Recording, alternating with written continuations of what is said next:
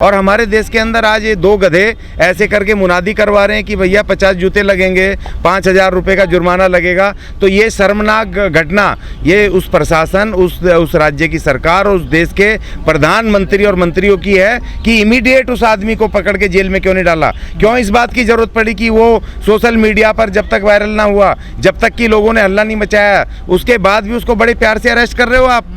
और उसमें जो धाराएं भी आपने लगाई हैं वो ठीक नहीं लगाई हैं। तो इनको ये जवाब देना पड़ेगा। ये जो रिस्पॉन्सिबल हैं, जो यहाँ बैठे हैं, विश्व गुरु बनाने की बात कर रहे हैं, संविधान को तोड़ने की बात कर रहे हैं, धर्म संसद कर रहे हैं, और एक टीवी चैनल का सुदर्शन चैनल का मालिक वो गधा, वो संविधान के विरुद्ध शपथ लिवा रहा है अम्बाला में, और ये सरकार उसको अरेस्ट नहीं कर रही है, देशद्रोह का केस नहीं लगा रही है। और कोई आंदोलन करें, मजदूर आंदोलन करें अपने हक को लेके, आदिवासी आंदोलन करें अपने हक को लेके, एसटी करें, महिलाएं करें, तो उन पे सीधे धारा लगा करके कि इससे भैया सुरक्षा को खतरा है, उसको जेल में डाल देते हैं। बहुजन सारे डरपोक नहीं है, कुछ लोग हैं जो नौकरियों पे चले गए, उनको अपनी नौकरी का डर हो गया और उनको ये नहीं पता कि इस संविधान की वजह से तुम्हारी नौकरी है, अगर ये खत्म हो गया तो तुम्हारी आने वाली पीढ़ी वहीं गटर में पड़ी होगी, या तुम चमड़े काटोगे या तुम धोबी का काम करोगे, तुम्हें वही काम देने वाले हैं जो बड़ व्यवस्था में थे। योगी जी सम्मान कर रहे हैं आपका। रास्ता संघर्ष बाबा साहब का और काशीराम जी का संघर्ष है, उसको करो। उन्होंने बता के गए,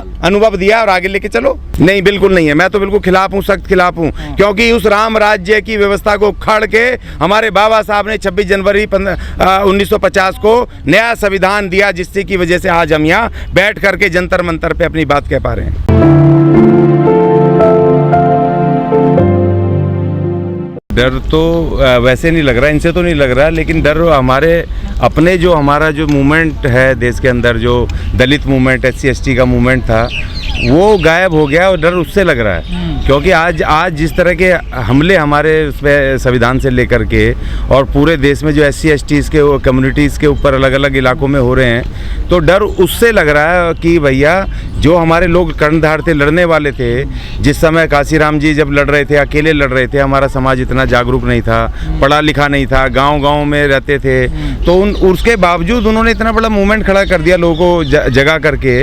और आज जब हमारे सैकड़ों पढ़े लिखे लोग हैं और जब शहरों में रह रहे हैं, सोशल मीडिया है, सब कुछ है, हर चीज़ से ताकतवर हैं, आज वो घरों में बैठे हैं, तो डर इस बात से लग रहा है, उनसे नहीं लग रहा। वो ज़्यादा क्या करेंगे, वो पीटेंगे, मारेंगे, ख़त्म कर देंगे जान से, इससे बड़ी बात कुछ नहीं है। लेकिन डर हमें अपने उन लोगों से लग रहा है जो घरों में बैठे हैं। सर्दी होती है तो कहते हैं बहुत सर्दी हो रही है, निकलते नहीं है रजाई ओढ़ के, बारिश होती है तो कहते हैं बारिश हो रही है, और जब गर्मी होती है तो गर्मी तो है ही है। तो इसीलिए डर हमें अपने लोगों से कमजोर हुआ तो इस वजह से मुनादी हो रही है। हाँ, बिल्कुल हो रही है, नहीं तो ये मुनादियाँ पहले कहाँ थी। जैसे जब BSP वहाँ पर मजबूत थी उत्तर प्रदेश में, चाहे वो सत्ता में कम सीटें आती थी या नहीं रहती थी, लेकिन जो इस बार जो रिजल्ट आए जिसकी वजह से BSP पूरी तरह एक सीट आने से, तो उनको ऐसा लग रहा है, उनको वोट नहीं दिख रहा है, उनको ऐसा लग रहा है कि जैसे अब ये दलित मूवमेंट जीरो हो गया है। और हमारे जो दूसरे लीडर हैं जिनको सबको मिल करके, ठीक है, आप पॉलिटिक्स अपनी अलग करो, संगठन अपने अलग चलाओ, मगर राष्ट्रीय स्तर पर एक आप कुछ कॉमन मिनिमम प्रोग्राम बना सकते हो,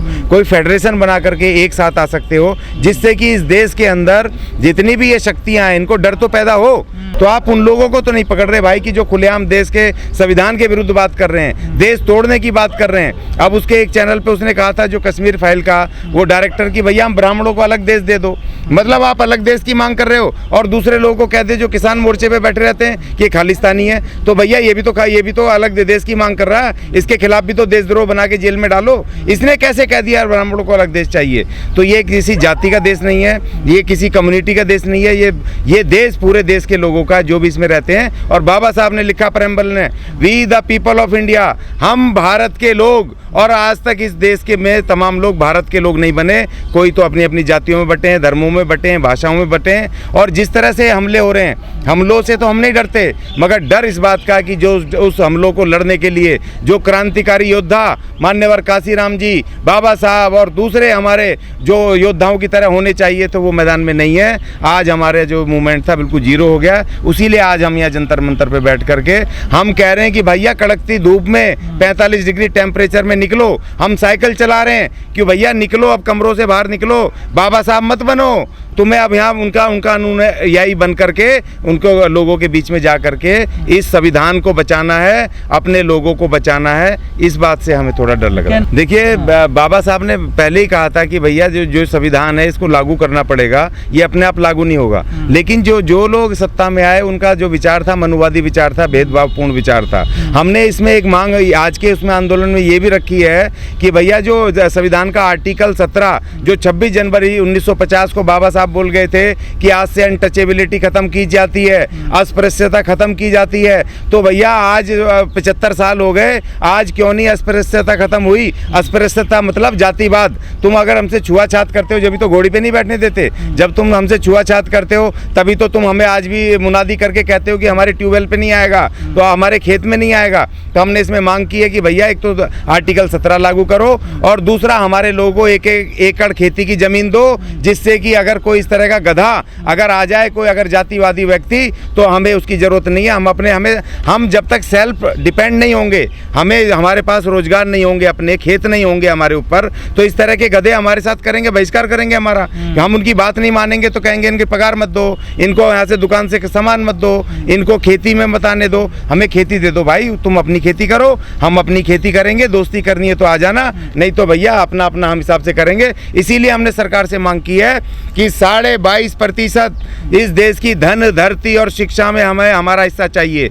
वो इसलिए चाहिए क्योंकि तो हमारे बच्चे जब तुम्हारे स्कूल में पढ़ने जाते हैं, तुम्हारे क्या जब सरकारी स्कूल में पढ़ने जाते हैं, तो उसका प्रिंसिपल अगर ब्राह्मण है, टीचर अगर उसका अपर कास्ट है, तो हमसे वो भेदभाव करता है, छुआछात करता है, ऐसे बहुत सारे केस हैं। तो हम कह रहे हैं कि भैया 22.5% इस देश के जितने भी इंस्टीट्यूशन है जो उसके शैक्षणिक, उसमें से 22.5% हमारे हवाले कर दो। हमारे लोग पढ़े लिखे हैं, उससे प्रिंसिपल से लेकर के और उसका 4th क्लास एम्प्लॉय तक हम अपने आप अपने बच्चों को पढ़ाएंगे, उसका मैनेजमेंट देखेंगे। अब हमें 22.5% हिस्सा चाहिए, इसलिए हम आज यहाँ बैठे हैं और आज हम यहाँ से ऐलान करके जाएंगे और पूरे देश में हम इसको लड़ाई को मूवमेंट को आगे बढ़ाएंगे। देखिए बाबा साहब ने तो पहले बात कह दी थी, क्योंकि इसी रिजर्वेशन को ये मनुवादी लागू करेंगे, क्योंकि इनको वो गुलाम चाहिए ना, सिर्फ खाना पूर्ति करने वाले गुलाम चाहिए। क्योंकि देखो जब बाबा साहब मूवमेंट में, एक बात समझो, जब पूना पैक्ट की लड़ाई चल रही, पूना पैक्ट हो रहा था और जब गांधी बैठ गए वहाँ पर अनशन पे अपने कम्युनल अवार्ड के खिलाफ, तो आप क्या समझ रहे हो कि जो बाबा साहब के खिलाफ हमारे लोग नहीं खड़े थे क्या? गांधी के पीछे कांग्रेस के साथ क्या हमारे लोग नहीं खड़े थे?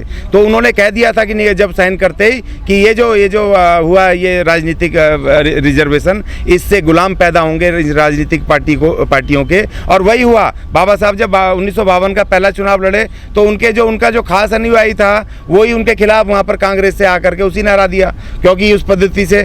तो इसके लिए लेकिन बाबा साहब हमें बता गए थे कि भाई मैं तुम्हें अलग मौका दे के जा रहा हूँ कि तुम कितनी भी पॉलिटिकल पार्टियां बनाओ, अपनी पार्टी बनाना, अपना दलित मूवमेंट खड़ा करना, जिस काम को लेके काशीराम जी ने जिसको समझे वो, और अपनी नौकरी छोड़ करके पूरे देश में एक बहुजन मूवमेंट खड़ा किया। जी देखिए वहाँ पर वो एडमिनिस्ट्रेशन में बाबा साहब ने एक बात और कही थी कि जो ये ब्यूरोक्रेसी है, चाहे इनके चंगुल में मत फंसना, चाहे आपके लोग क्यों ना हो, क्योंकि ये सरकार का हथियार है, सरकार उनको तनख्वाह दे रही है, सरकार उनको पगार देगी। देखिए मैं एक बात कह रहा हूँ, आप खाली इस बात को क्यों देख रहे हो कि उन पार्टियों में सांसद हैं, विधायक हैं, मंत्री हैं हमारे रिजर्वेशन से, या कुछ सर सरकारी, एक मिनट सर सुनिए, देखिए मेरी बात, इस्तीफा दे दिया। पहले सर उस सवाल का जवाब देखिए, बहुत जरूरी है, क्योंकि सरकारी कर्मचारी, ब्यूरोक्रेट्स हो या 4th क्लास एम्प्लॉय हो, उसको आप अपना क्यों समझ रहे हो? वो पहले हमें बाबा साहब बता के गए थे। हमें मूवमेंट क्यों नहीं चला? इस देश की धरती जब तक हमें नहीं मिलेगी, हमें इंडिपेंडेंट जब तक स्वायत्ता नहीं मिलेगी, हमें आर्थिक मजबूती इंडिपेंडेंट नहीं मिलेगी, जब तक हम नहीं लड़ पाएंगे इनके खिलाफ। सरकारी पदों से क्या सर, और हमारे लोग नहीं कर रहे हैं, इसीलिए तो हमें डर है। मैंने आपको कहा कि भैया हमारे लोग क्यों नहीं निकल रहे हैं। देखिए सवाल इस बात का, जो अचीव कर सकते हैं हमारे लोग 10% लोग, वो क्यों नहीं आए? उनमें से 2% तो आओ भाई। अगर तुम नहीं आ सकते पैसे तो दो भैया, अपने घर में क्यों नहीं खिलाते?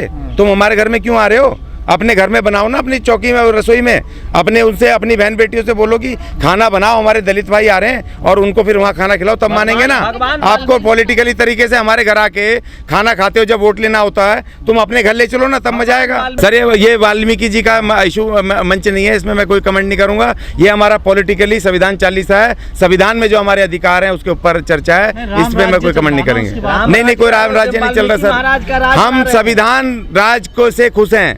और ये और एक और सुन लीजिए, चलो मैं आपको कह देता हूँ इसमें, ये जो राम है या ये जो राम राज्य है, ये वाल्मीकि जी का राम राज्य नहीं है, ये मनुवादी उसका जो वो तुलसीदास गोस्वामी का रामचरितमानस का उनका राम राज्य है, ये हमारे वाल्मीकि जी का नहीं है। तो इसलिए इस सवाल पे हम ज़्यादा बहस में नहीं जाएंगे, क्योंकि धार्मिक सिस्टम है।